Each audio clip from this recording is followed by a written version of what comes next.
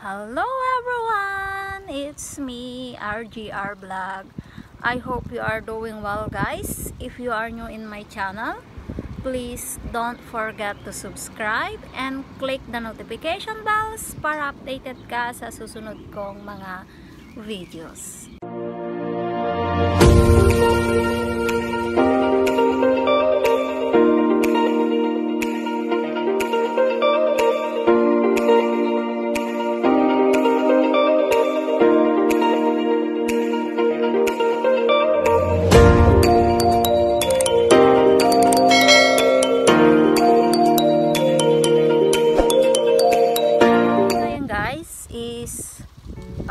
Pag-uusapan natin is all about friends.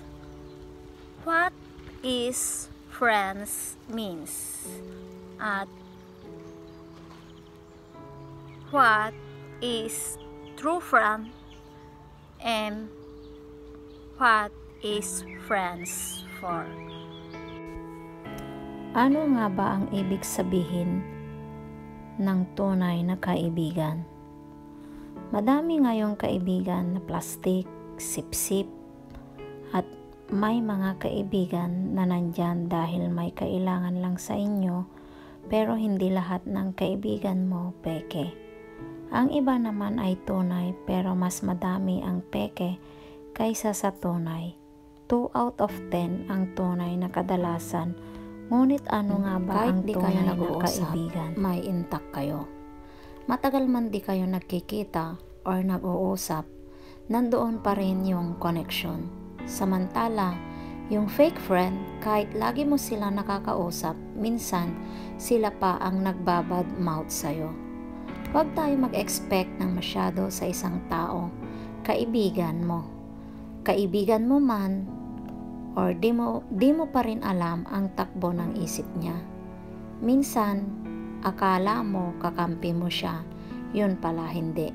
Kasi nagbabago tayo ng pananaw natin at takbo ng buhay, kaya di maiwasan na ang ugali ng tao nagbabago rin, lalo na sa nature ng buhay. Kaya paano ba malalaman ang tunay na kaibigan at pekeng kaibigan? Sa aking pananaw at batay na din sa experience ko sa buhay, wala pa rin tayong guarantee na laging loyal sa'yo ang iyong kaibigan, kasi may mga pangyayari na hindi natin inaasahan, dulot nito ang pagbabago ng relation ng bawat isa. Walang perfectong relationship. Ang tunay na magkaibigan, di ka inuuto at hindi ka rin ginagamit. Laging sinasabi ang totoo. Masakit man o hindi, dapat diretso ang sinasabi, ang tama or mali. Malalaman mo na peke ang isang tao if lagi kang sinasabayan sa mga gusto mo.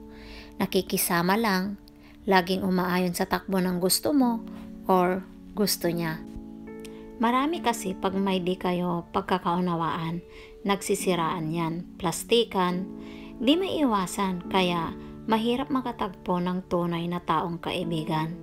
Wala man perfectong relation. Talagang minsan dadaan tayo sa di pagkakaintindihan. Minsan nag-aaway tayo. Pag nag-aaway tayo, diyan nasusubok ang tibay ng relasyon ninyo. If ano ang mas matinding ang problema nyo or yung pagmamalasakit nyo bilang magkaibigan or yung pagmamahal sa isa't isa. Pag pride ang pinapairal, peke yan. Di yan ang tunay na kaibigan. Pag nagpakumbaba, ibig sabihin, kaya niyang isakripisyo ang pride niya at di malaki ang loyal at respeto niya sa relasyon niyong magkaibigan. Matibay ang samahan niyo, malaki ang tiwala sa'yo at di naniniwala sa chismis. Laging inuuna ang opinion mo at nang hindi sa ibang tao na laging naninira sa inyo. Ang tunay na kaibigan, wala ka man sa tabi nila or sa tabi niya, lagi pa rin sila nakaalalay sa iyo at sumusuporta sa iyo kahit matigas man ang ulo mo. Yung tipong di ka man nakikinig sa payo nila, pero lagi pa rin sila game at may oras sa'yo. Kahit na di man kayo lagi nagkikita or taon pa man yan ang lumipas, pag may problema, laging nandyan. Nandyan ka, nandyan siya. Lagi siya sumusuporta sa spiritually, emotionally, financially, pero not all. Laging handang makinig at dumamay. Di yung kakausapin ka lang kung may kailangan ka, kung may kailangan siya, yan ang peke. Kilala ka lang pag may problema siya.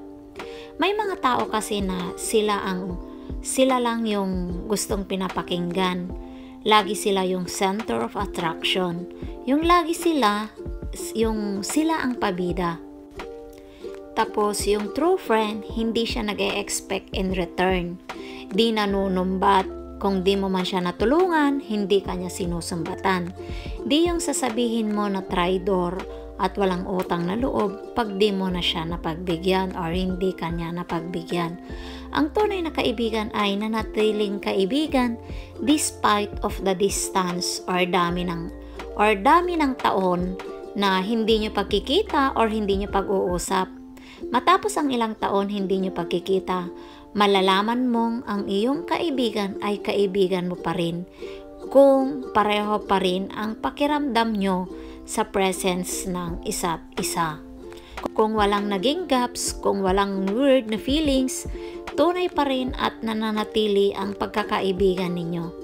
The feeling is as if no one ever left, as if you never parted. Minsan, nakikita mo ang sarili mo sa piling ng mga taong nagmamalasakit at tunay na nag-aalala sa kalagayan mo. Tinatawag silang pamilya or madalas na kaibigan or tinatawag na tunay na kaibigan. Paano maging kaibigan si RGR? Paano maging kaibigan si Raquel Rombawa or RGR? Si Raquel ay isang tunay na kaibigan. Siya ay mabait, matulungin, mapagkumbaba at mahaba ang pasensya. Sa unang tingin mo sa kanya, siya ay parang isang taong maldita at mataray. Ngunit facial expression niya lang yun. Siya ay tunay na kaibigan, hindi siya plastic na kaibigan. Yun lang ang masasabi ko sa kanya. For me, a friend is someone who is honest and you can trust. A friend is someone who you hang out with and someone you rely on. Friendship is being there for someone when they need you. And that person is one of my friend, Raquel Rombawa, or RGR in short. She's one of the kindest, sweetest person I have ever known. She is a giver, especially to her family. Basta meron siya, she's always willing to share her blessings to others. A compassionate friend with everyone, and a loving daughter na minsan nami-misinterpret ng iba na masungit at prangka. But for me, she's very understanding at isa po siyang taong maaasahan sa lahat ng bagay. She's a friend who is always there to comfort, to love with, and to create wonderful memories. Hindi alam ng lahat. We even shared heartbreaks story and talked many secrets not everyone knows. She's one of a kind person that not everyone knew how soft-hearted she is. But some people were judging her as mataray daw. But if you slowly know her deep character, I could say that she's one of the best person you can mingle with. Hi, Shalom, Erev po sa inyong lahat. Ako nga pala si Lea Fernista Ijo, isang caregiver dito sa Israel.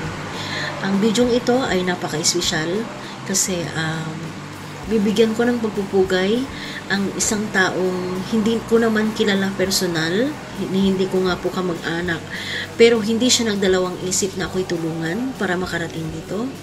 So it's been 4 years nakakilala ko siya. So ang mga katangian niya na hinangaan ko talaga bilang isang kakilala or isang kaibigan, isang espesyal na kaibigan, ay una, yung kanyang pagiging matulungin.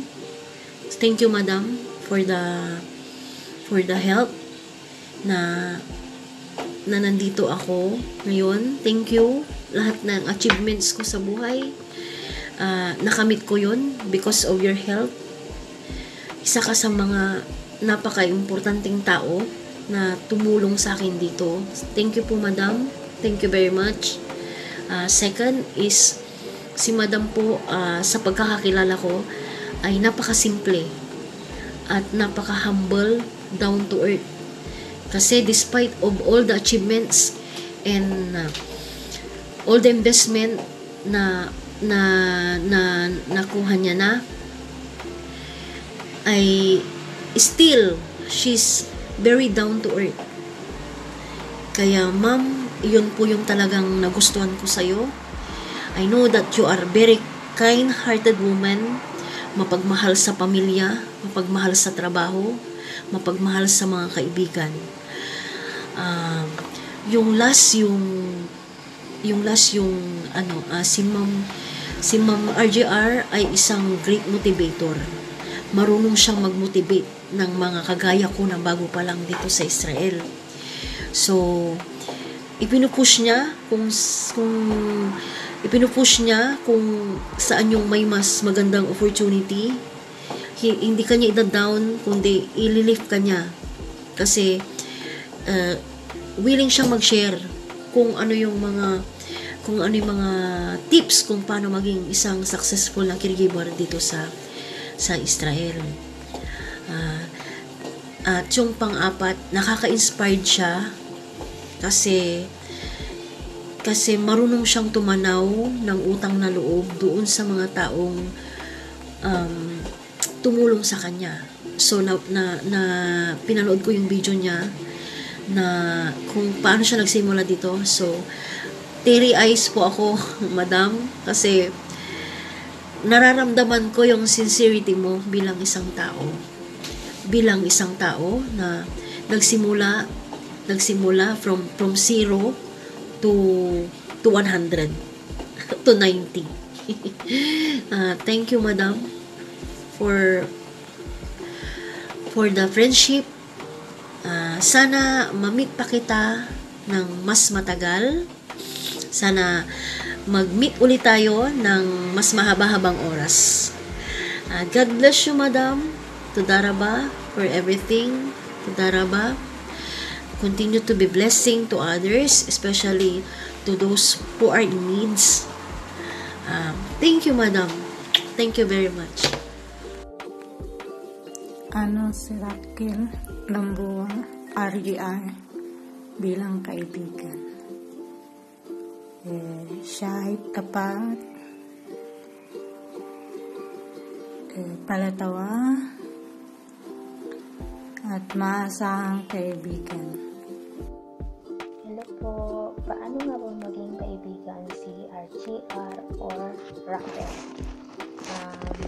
Bilang isang kaibigan niya, Raquel, masabi kong napakabuti niyang maging kaibigan dahil hindi lang pakikipagkaibigan ang kanyang hangad, kundi hangad din niya ang makatulong at talagang kung naging kaibigan mo si Ate Raquel, talagang maaasahan mo siya, pagsasabihan mo siya ng iyong problema at bibigyan kanya ng advice na talagang kung ano yung alam niya na para sa ikakabuti mo, na yun po ang i-advise niya sa'yo. Dahil danas ko po yun na nung nagka-problema po ako, talagang nag-share din po ako sa kanya, talagang in-advisean niya ako at tinulungan din ako. Kaya alam ko napakabuti niya Ate Raquel, inside and out. Talagang maaasahan mo siya na hangad niya talaga na hindi lang pakikipagkaibigan na pakikisalamuha na hindi lang sa saya, kundi kahit sa hirap po at lungkot talagang maaasahan mo siya. Ganyan si ate. Tulad ng mga ibang kaibigan niya, alam ko hindi lang ako yung nakaranas ng ganito na nadama mo sa kanya na hindi lang bilang isang kaibigan, kundi para mo na rin siyang ate. Ako dama ko talaga kay Ate Raquel na hindi lang bilang isang kaibigan, kundi parang nagkaroon na rin ako ng ate. Yung sabi ako magkaroon ng ate, yung sa kanya kong nadama na alam ko na kahit ano yung maging problema ko, basta hihingi lang ako ng advice sa kanya at magsasabi ako sa kanya. Alam ko andyan siya lagi sa akin. Kaya nagpapasalamat ako dahil nagkaroon ako ng pagkakataon na mapabilang sa kanyang mga kaibigan. At alam ko mas marami pa siyang makikilala at magiging kaibigan dahil napakabuti po niyang tao at napakabuti niyang maging kaibigan. Na talagang mafe-feel mo yung pag-comfort niya sa'yo, yung alam mo na talagang kaibigan siya na totoo dahil napakahirap po talaga ang humanap ng isang totoong kaibigan. Yung alam mo na may problema ka man o wala, talagang andyan siya sa tabi mo. Ganun si ate. May problema ka man o wala, kasiyahan man o sa kalungkutan, hindi wala siyang pinagbago. Talagang ganun pa rin siya. Ganun siya na talagang hindi siya magbabago sa'yo kung ano yung pagkikitungo niya sa'yo. Mas lalo kanyang i-encourage. Kaya napakabuti po niya. Kaya sabi ko sa sarili ko, bless ako dahil nagkaroon ako ng kaibigan na tulad niya. Kaya Ate Raquel, maraming salamat dahil andyan ka lagi at alam ko na mas marami ka pa magiging kaibigan. At God bless you, ate.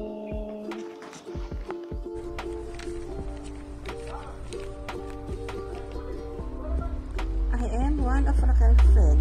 Nung una kong makita, akala ko suplada at masungit. Pero sa kalaunan, dun ko siya nakilala na hindi pala.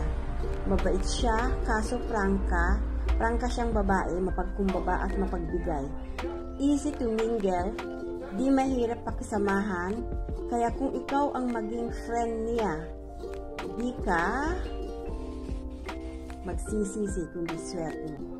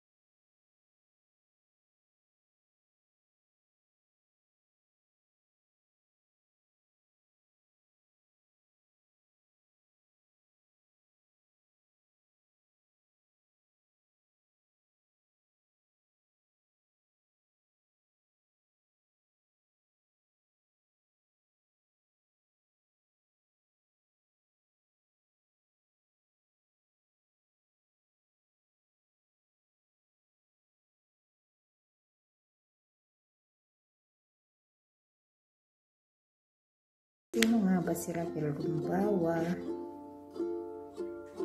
bilang kaibigan, ate dito sa Israel at matagal na niyang nakakasama? Kilala ko na siya more than 10 years. Nakasama na kami ng I think more than 10 years. So unang tingin mo sa kanya parang may pagkasungit ba? Pero pag nakilala mo siya ng husto, siya yung taong madaling lapitan kung may problema ka, may kailangan ka, kahit problema sa pamilya. Handa rin siyang makinig at magbigay ng opinion. Kahit na mas matanda ako niyan minsan siya din nagbibigay ng advice sa akin sa mga problema.